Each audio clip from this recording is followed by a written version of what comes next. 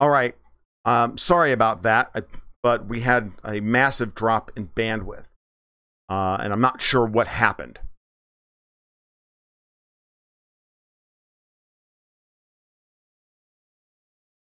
So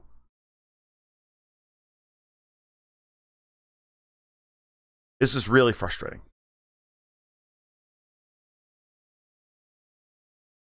I know I'm back.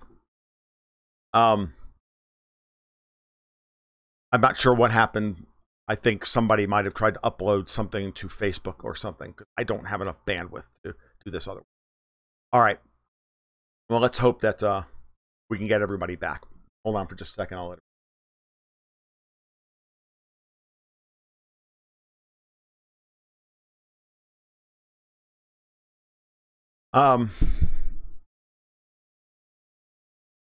So what I was saying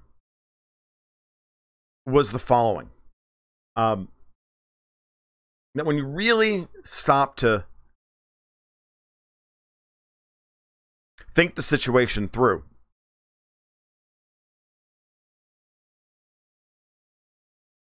it was Obama's hope, I think, to get Iran to our side, which, of course, the Israelis never wanted to have happen.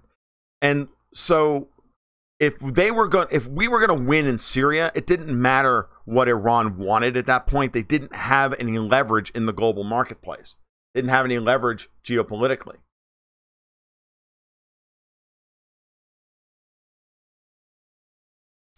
And they wouldn't have had any leverage with anybody, regardless of how much money they had in the bank, how close they were to a nuclear weapon or anything else, because the entire region would be under effectively in a state of chaos with Sunni radicals in charge in Syria, and the Kurds radicalized, and ISIS running rampant in Iraq. Everything would have been on schedule as it had been planned for years. And so there's no reason not to make a deal that has a sunset clause of 10 years if Iran's current government's not going to last that long. And we'd be able to negotiate a better deal later or whatever, because once Syria was destroyed, Iran would need those nuclear weapons or access to the markets or both, right? And they weren't going to get both. So actually, when you stop to really analyze the JCPOA, it's actually not a bad deal. But you have to analyze it from the perspective of what we were trying to achieve in Syria at the time and what the actual long-term goals were at the time. And for anybody in the Trump administration to not actually be willing to argue that point is disingenuous in the extreme. And so there we are in 2015. They're negotiating this deal. Now the big question comes, did they and the Russians negotiate in bad faith? Did they know that Putin was going to intervene later that year? Because remember, Obama puts out the call to the international community for help with ISIS because we can't seem to get anything done. But nobody takes us up on our offer. We paint ourselves as the good guys. So the Russians take us up on their offer. Say, hey, no, you want to get rid of ISIS? We're all for it. But we're going to go in legally using once we're asked by Assad to do so. That's when everything went haywire. And that's when the Israelis lost their mind. That's when it all became obvious what was happening. Which was, maybe they did sandbag us. Maybe they did negotiate the deal in bad faith. Tough shit. When you really stop to analyze it, after everything that the Russians had been through, the Iranians had been through, and everything else, when you flip the script and look at everything from their perspective, negotiating that deal in bad faith was the least they could do. It's the only thing that makes any sense. It's what I would have done. I mean, don't kid yourself. You get an opportunity like that, you're losing at every level. So the only thing you can do at that point is try and get Iran unsanctioned. The Russians are, by that point, by late 2015, are already coming out of the worst of the ruble crisis. It's still bad, but the worst of it is past. The ruble had already started to stabilize, was back down into the 60s, it was back down to the high 60s, and not really very far off from where it is today. It made it down to as far as the low 50s. And so, you know, you're looking at a situation where if Putin always knew he was going to intervene in Syria in order to not allow Syria to fall to the wolves, then yeah, they negotiated the JCPOA in bad faith. But again, can you blame them? We negotiated the JCPOA in bad faith. We put sanctions on them in bad faith because we wanted to destroy Syria. I mean, so all of this nonsense, all of this rhetoric, all of this huge, this over-the-top flowery language, all these invitations by Trump. We want, to the people of Iran, we want to be your friends. Bullshit. Bullshit. That's complete bullshit. You want to be their friends? Stay in the frickin' deal. Live with the deal. Or cut the deal and then negotiate something worthwhile. And negotiate something real. Because the existing deal was a pantomime on both sides. It was a shadow play on both sides. The Iranians get back money that we stole from them after atomizing their only ally in the region. And they have to negotiate away everything about their nuclear program, including peaceful civilian nuclear power, which the Israelis said is off the table. They're not even allowed to have that. Retarded. Israel's not bound by that agreement. Israel has nukes and refuses to sign the Nuclear Non-Proliferation Treaty, which the Iranians have. I mean, when you go through the whole thing, the whole negotiation process is all such complete and utter bullshit. It's all complete diplomatic doublespeak. It's so unfair. But when you're the emperor, you don't have to be fair. You're the emperor. You dictate. You dictate terms. You don't negotiate terms. You dictate terms, right? So I just find the whole process completely disingenuous, and I'm watching Trump go through this, and I'm like, seriously? This is how solipsistic your universe is? I mean, honestly? Because, trust me, Trump's position on this has not changed now that he has more information, not less. It's actually gotten less nuanced. It's actually gotten less interesting. Because if he was truly interested in solving the Middle East peace process, solving and creating a Middle East peace process, this is not the way to go about it. So you decertify the deal. You don't then turn around and say, oh, well, we're going to put sanctions on you, we're going to do this, we're going to do all that, but you need to come to the table. Fuck you. Why would I come to the table? You negotiated a deal in bad faith in the first place. We negotiated a deal in bad faith. I'm speaking as Iran. You negotiated in bad faith. We negotiated in bad faith. It's a deal that nobody wanted. It's a deal that gets everybody something of what they kind of wanted. And did you not think that at some point that we weren't going to defend ourselves? The Russians and the Iranians, I mean, and Hezbollah, who have now thoroughly beaten Israel, Saudi Arabia, and the United States in Syria. Beaten them. The whole project has been an absolute abject failure.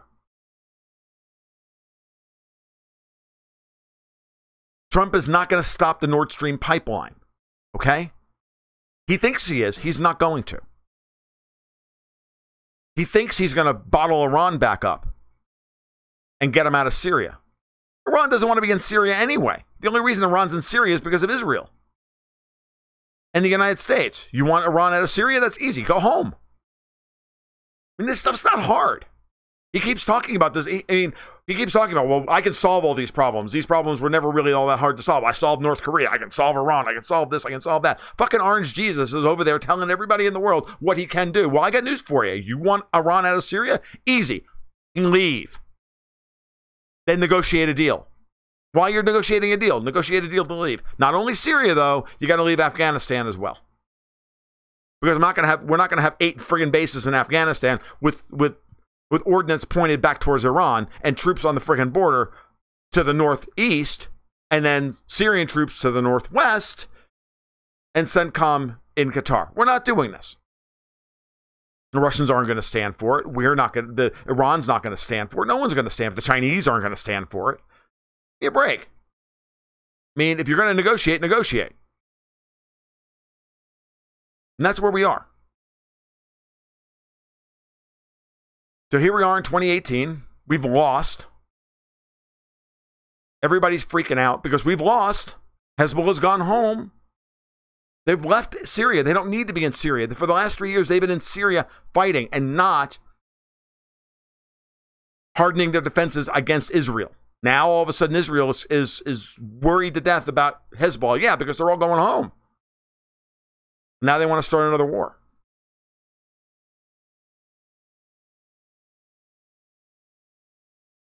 So the entire thing is really frustrating because this is not a hard negotiation to make.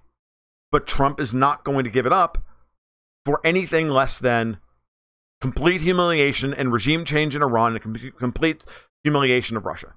That's what this is about. And he thinks that he's going to be dogged in his pursuit of Xi, Putin, and Rouhani. And it's not going to work. And maybe they think that the Iranian leadership is split enough between the mullahs and Rouhani that they can drive a wedge. I know that John Bolton's thinking that way. But Iran is not in the same position they were in 2012.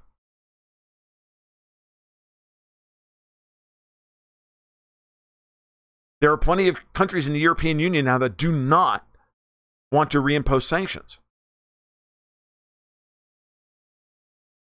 Trade between Iran and Europe has gone through the roof in the last 5 years. This is what Trump is really worried about. Because now, all of a sudden, we can't have Iran getting off the mat. I mean, you've turned them, you sit here and we talk about this place as if it's this complete fucking shithole.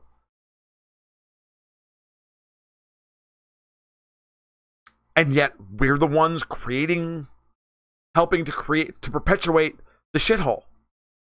Because the opposite is unthinkable, which is going to happen anyway. If you cut off their ability to do business with Europe, that's fine. They'll do business with China. They'll do business with Russia. What everybody and their brother is worried about is the Chinese Belt and Road Initiative, raising all of Central Asia out of the Dark Ages, out of the Stone Ages of sectarian violence and intertribal destruction and all of this crap. None of it's necessary. You want to be the bringer of a new age, Donald Trump? Well, start acting like something that's not straight out of the 1960s, for Christ's sake. And I mean that sincerely.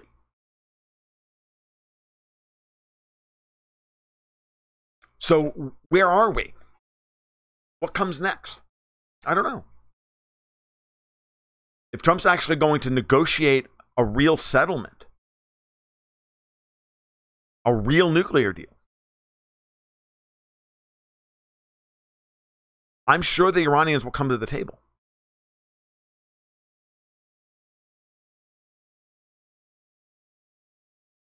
But the harder you push these people, the more they'll dig in.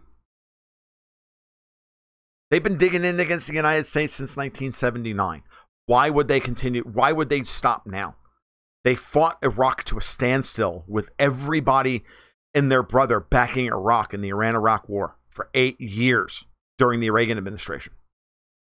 We're going to do that again? Is that what's next? That's what led us to part of this situation as it is.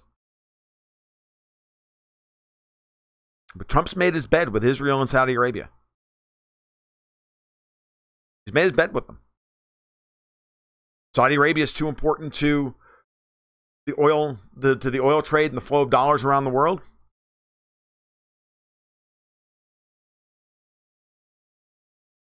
and keeping the rest of the Arabian Peninsula from imploding.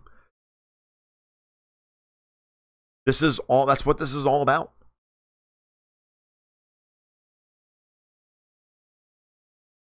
You know, the truth of the matter is that I've got zero tolerance for a president and a foreign policy establishment that is willing to go into bed with the worst kind of Sunni Wahhabists for cynical geopolitical goals that, I'm sorry, do not serve our ends.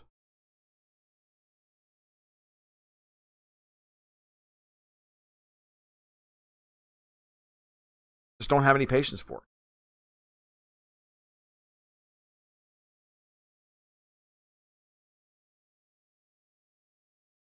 We're not an hour and a half after Trump makes his announcement and the Israelis are attacking Damascus again.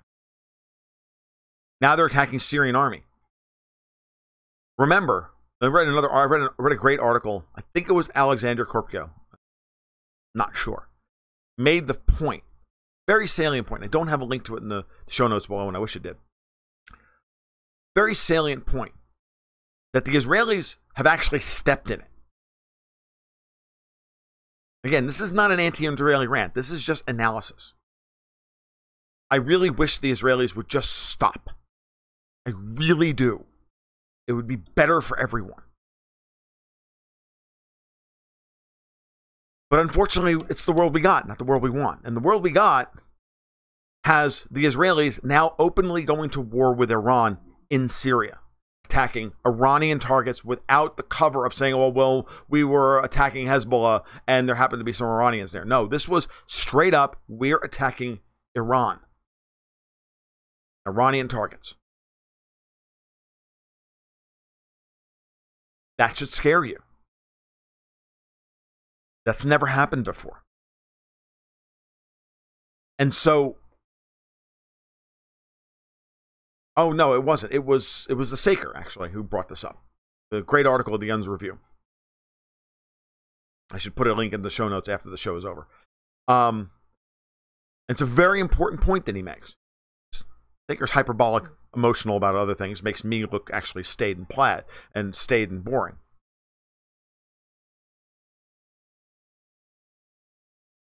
How? Okay, so DT, I finally got a question. How? I am so smart. Thank you. Would like to know your thoughts on realistically how could this work out for the good of the United States? Okay, it could work out well, and it's only if Trump is willing to come to the table and actually put real value on the table. The point I was making in my article originally, I was talking about my article originally about the JCPOA. It's pantomime. Nobody put anything of value on the table, right? We were going to give Iran sanctions relief in order to, but at the same time, they were going to give up a nuclear program they probably weren't even working on, thinking, okay, well, we get money and sanctions relief, you get to inspect a non-existent nuclear program. Hey, nobody's putting anything on the table. Great. Because we know that you're not going to, because the Iranians weren't stupid. They knew full well that the U.S. would not fully implement their side of the deal because we never do.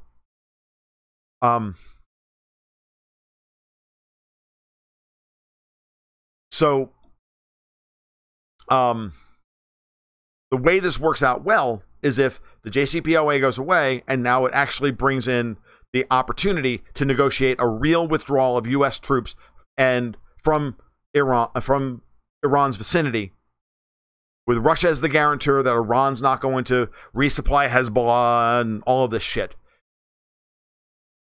And we pull out our troops from Afghanistan and Syria at a minimum. At a minimum. Probably also have to say that the Saudis aren't allowed to have nukes.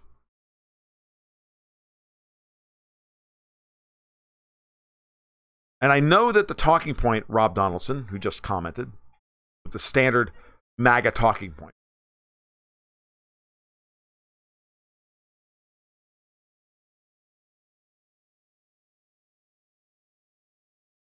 This is the kind of comment, and I don't mean to be rude, sir, but I'm going to be rude.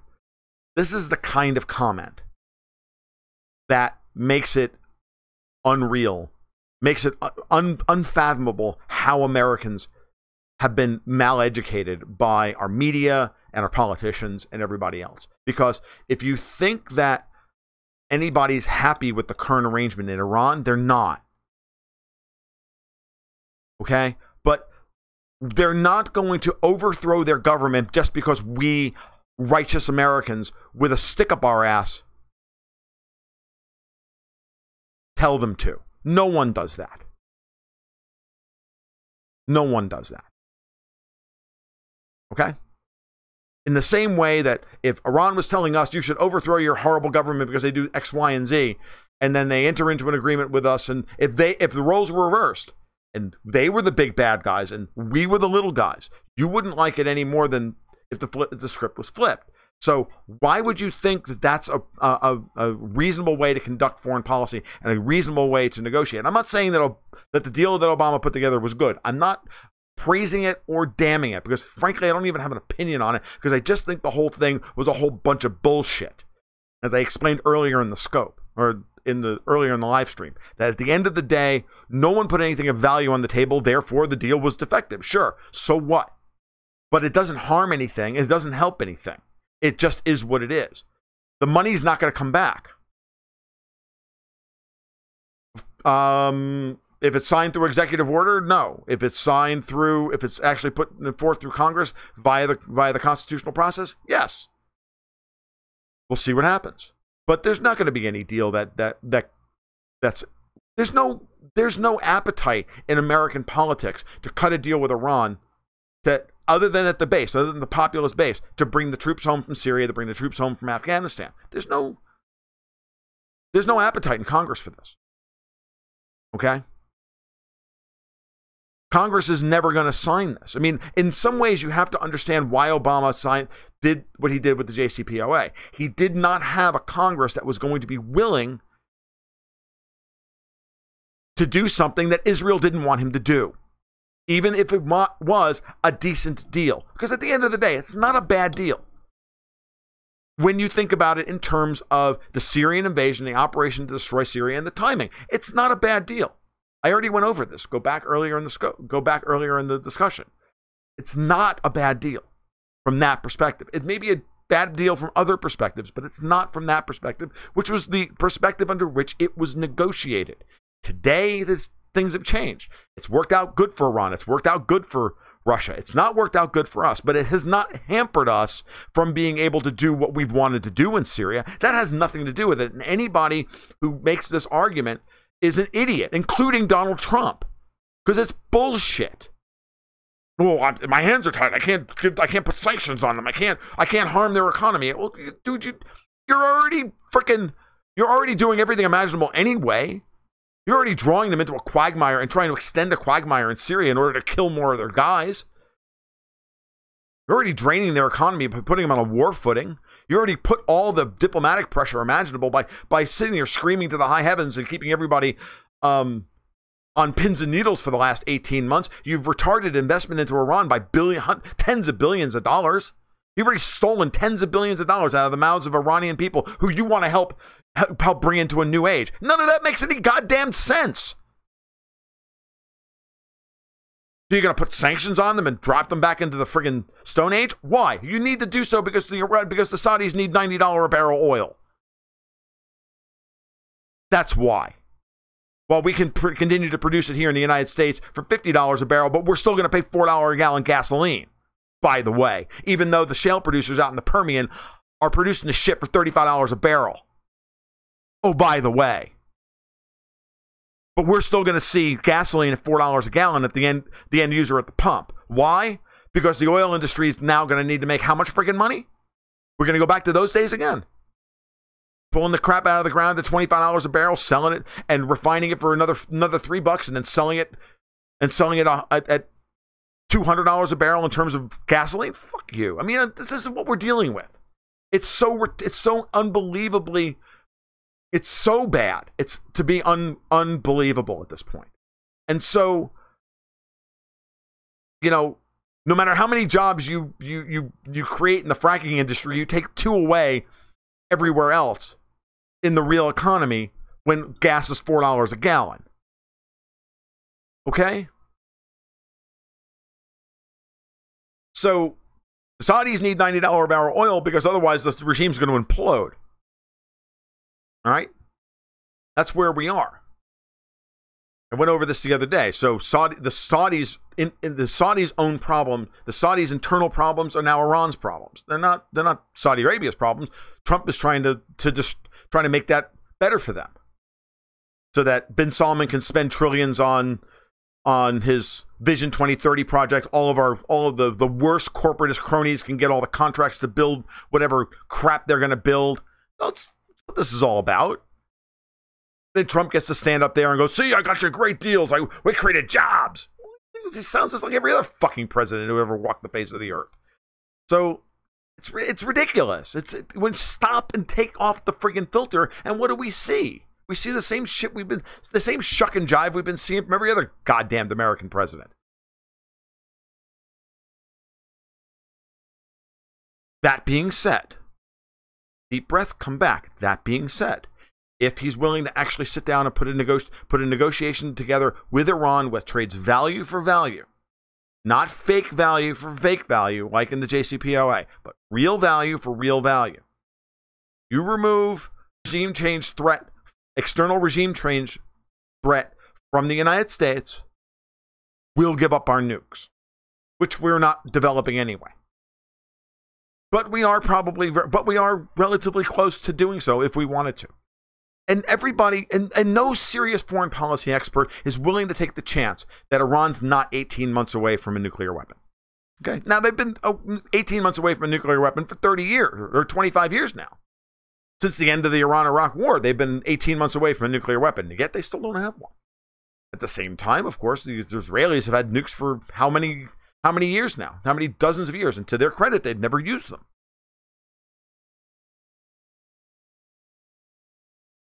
So all of this is just a big fat freaking lie. Iran is going to be a part of the global economy as Central Asia goes forward, as Central Asia is brought out of the Stone Age, kicking and screaming by China and by Russia. It's coming. And India, who's also putting, everybody forgets this, India is putting tens of billions of dollars into Iran. Upgrade their rail system, to upgrade their road system. They want to upgrade the ports in order to be able to do commerce north and bring energy south. The Indians are putting a lot of money into Iran. They don't want to be a part of Belt and Road. They don't want to be a part of the Chinese initiative, so they're building their own kind of offshoot of it, but they're having to do it well. They won't do it through Pakistan, so it's got to be through Iran.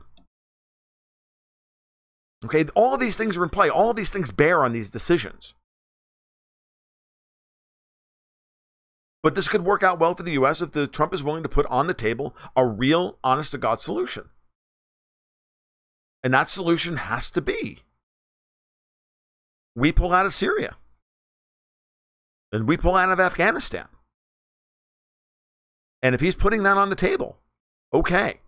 If he's going to, drunkenly, as Justin Armando's latest article over at antiwar.com was the closest thing to the best case scenario here, which is that Trump's got the right instincts. He's just bad at executing them. And it's going to be this ugly, messy thing. And we're dealing with the fallout of this ugly, messy thing that he's created or that he's got in his head. But we're moving in the right direction. Maybe he may be right. I think Raimondo is, I think he's being a little too romantic about this, but fine. Somebody has to be. I can't be. So,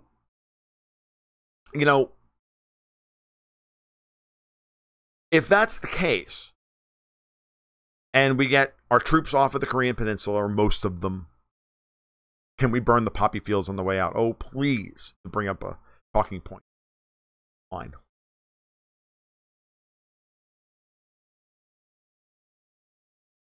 But if he brings the most of the troops home from the Korean Peninsula, dials back our presence in the South China Sea, the Russians get an energy corridor and the Chinese a rail corridor through Korea to South Korea. All of that's to the better. Potential for opening up further trade between the Koreans and Japanese and the Russians and the Japanese, if all that starts to open up and all these old frozen geopolitical conflicts start to unfreeze and warm up, well, then that's to the better. If it doesn't happen on my schedule, fine, I can live with that. It doesn't have to happen on my schedule. I'd like that to happen tomorrow. But I can live with 5 years from now. I can live with 10 years from now. Just as long as we're moving in that direction. But what I'm seeing right now with where we are with the Trump administration and as far as Iran is concerned, I got news for you. Trump told everybody what he was going to do with Iran. Even his no regime change policy was always tempered with, as long as we were talking about reasonable regimes, non-rogue regimes. And he considers Iran a rogue regime, meaning regime change is not off the table. I'll use the Trump thing. And the regime change is not off the table. It's just horse shit. That's the one thing that's keeping Iran threatening everybody with nuclear blackmail. Trump doesn't like it. Tough shit. Stop threatening to regime change everybody. I mean, it's not that hard, guys. Do the math. Be smart about this.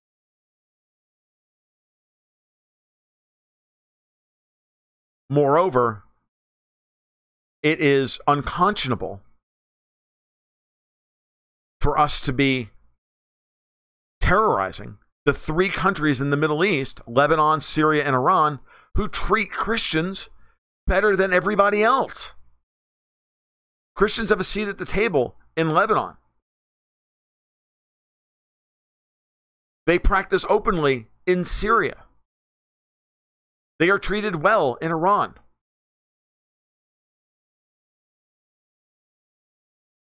These are not monolithic death to America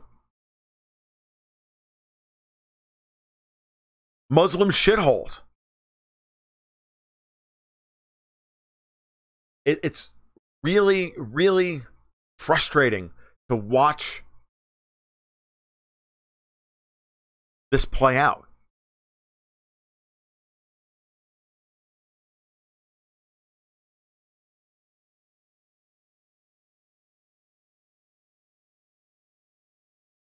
Lee Stranahan just tweeted, I've got a link from a subscriber. I want to read this out. So Hezbollah just won a majority in the Lebanese parliament due to the support of Christians. That's because the Christians in Lebanon don't support Israel, since they are right next door and they know and understand Israel and don't trust them. Let that sink in. Lee Stranahan's right about that.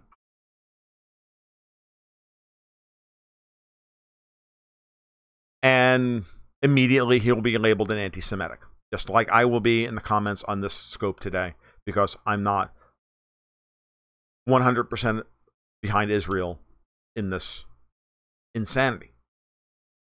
I don't believe that Israel deserves to own half of Syria in order to feel safe. I'm going to argue with this with Halsey tonight. He'll actually not argue with me about it, thank God. I will be on with Halsey live tonight at 9:30. I'll have a link in my Twitter feed around 9 o'clock, and you can follow me on Twitter at TFL1728. You can follow me on Steam over at steemit/Gold Goats and Guns.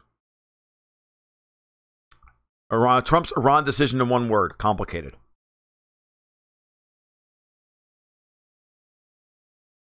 I have another word for you: short-sighted. Really, really hard.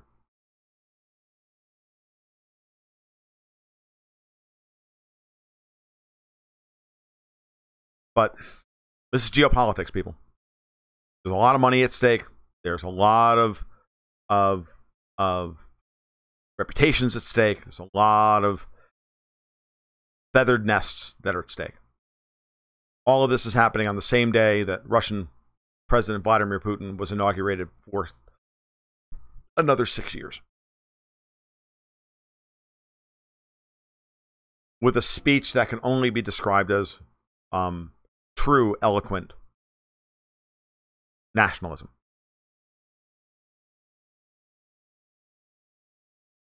Not a lot of meat to the speech. It was good political jargon.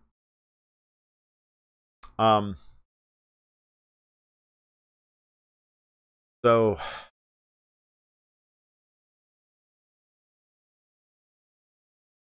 I don't know. We'll see what comes next, but yep. The user 13 reminds us that realpolitik is never pretty, and it's hard for folks to divorce emotion from it. It is hard. It's incredibly hard. You guys have no idea what I'm actually feeling. You don't have any idea how deeply I am angry about this. You don't. You never see how angry I get about these things. My wife does. My goats do. Poor thing. Because they can't handle that. To do dispassionate analysis of these events without much editorializing is really, really hard. When really all I want to say is, fucking idiot.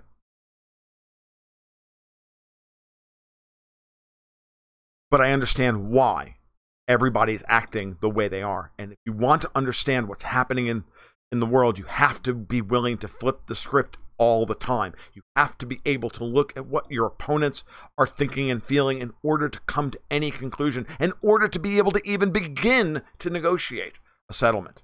I don't see that happening with Donald Trump. I don't give a shit what he says.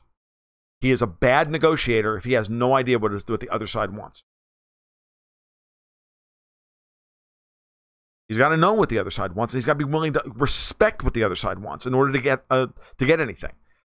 Winning a deal is not just about being dogged and just holding your guns and saying, no, I've got leverage and I'm going to do this and I'm going to press it to the end.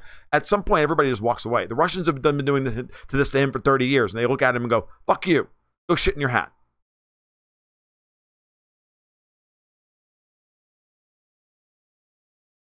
Seriously.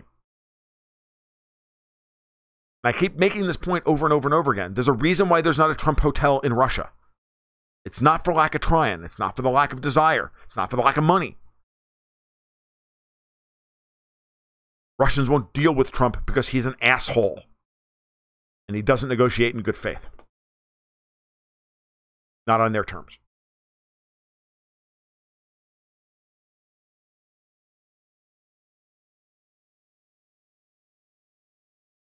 Hey, it works with Europeans. That was for you, user 13. That was for you. I just love that. I just love that phrase. I think that's awesome, especially if you understand Russians. Because you can't live in Russia without a hat. So shitting in your hat is pretty much a death sentence.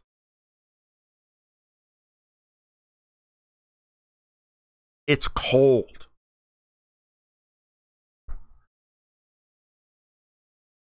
I just think that's funny. I really do. All right. Any other questions you guys have or anything else you want to talk about? Again, I'm going to be on with Halsey tonight. I'm sure it's not going to be an easy time. I'm sure it's going to be tense. Should be good TV. You know, in the 9:30 time slot.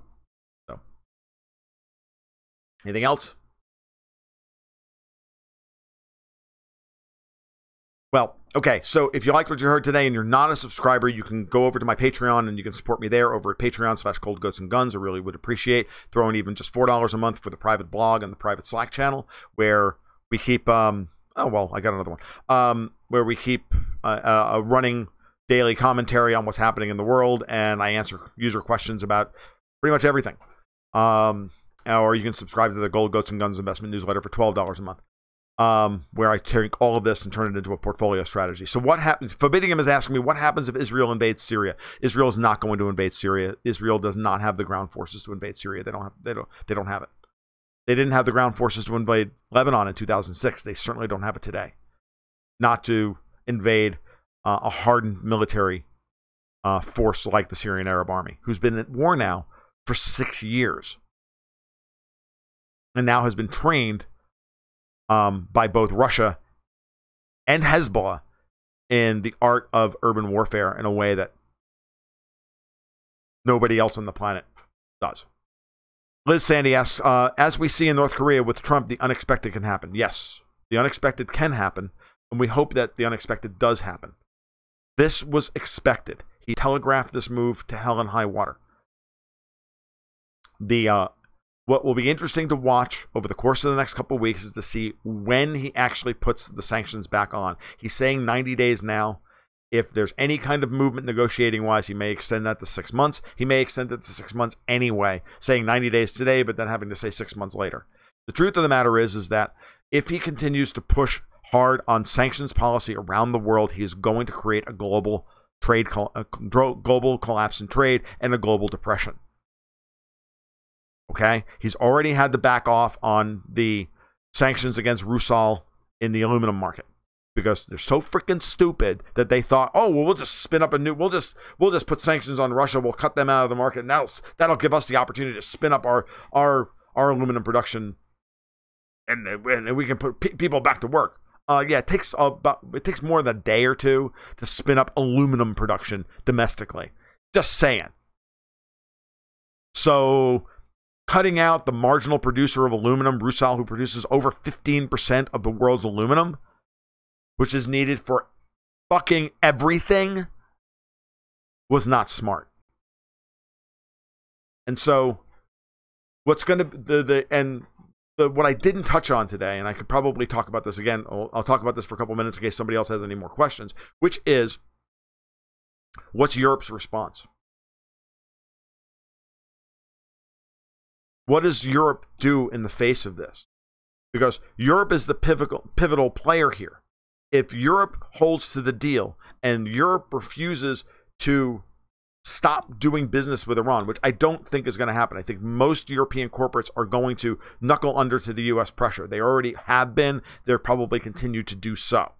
But that being said, if they do stand up to the U.S. and say, look, we're going to abide by the deal and we're not going to re-implement sanctions on Iran where we can, and because we're going to continue to do business with them because they have not, from our perspective, negotiated in bad faith and are upholding their end of the deal, then tough. That's what's going to go on. If that happens, Katie, bar the door, because everything changes about geopolitics. At that point, Mama Merkel and the rest of them make the decision to cut ties geopolitically with the United States over the important wedge issue, which is Iran. If that happens, that's another one of those. That's no longer a minor bout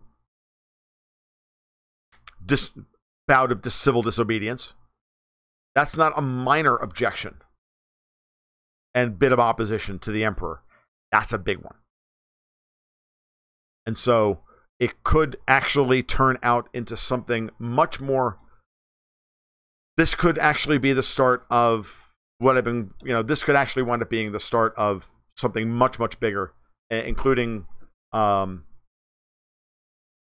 I think we're already on the beginning of the sovereign debt crisis with everything that's happening and not happening, as it were, in Italy. But it could get worse from here because there's the European markets and the European political system are already very fragile.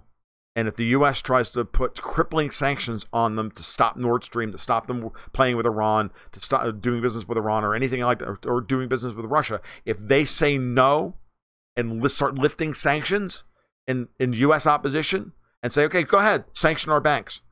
Go ahead. Sanction Deutsche Bank. Sanction Barclays. Go ahead.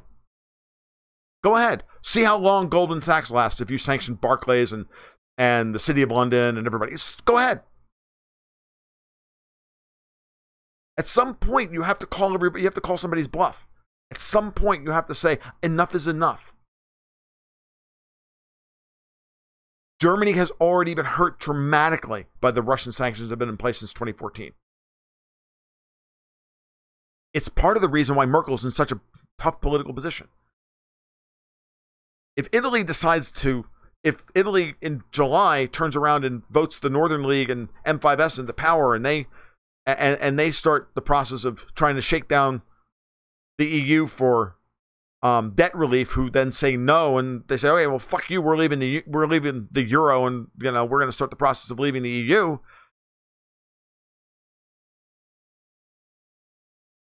I mean, at some point, you have to say, okay, everybody's ignoring what the emperor has to say now. Now what? Yeah, it changes everything.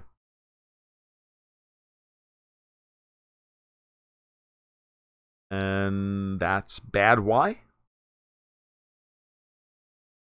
People stay in abusive relationships for as long as they don't see that there's a way out.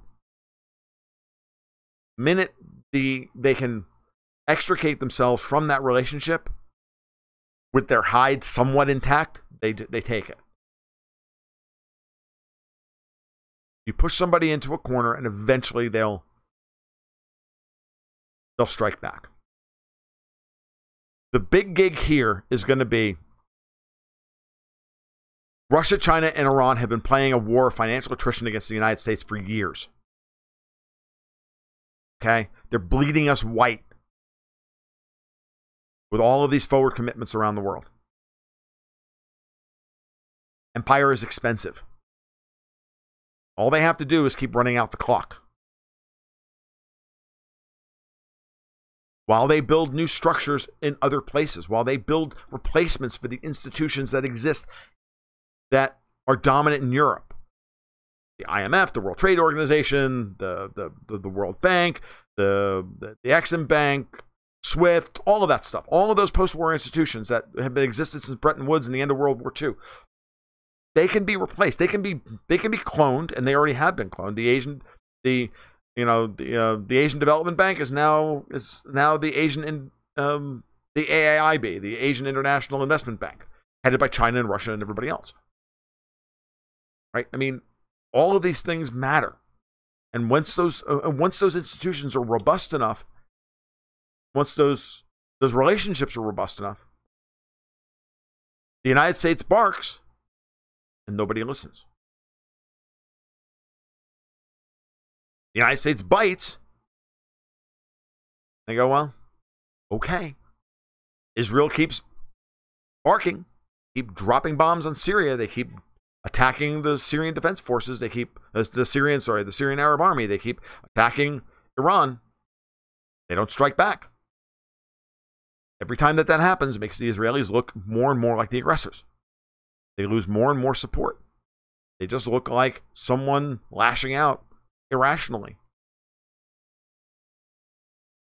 Expect Iran to do nothing in response to this. Nothing. Nothing overt.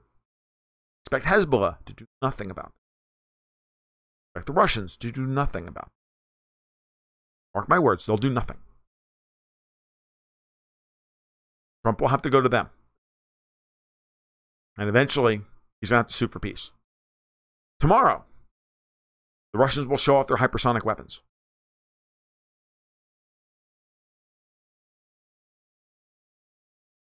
Y'all have a great afternoon. We'll talk soon.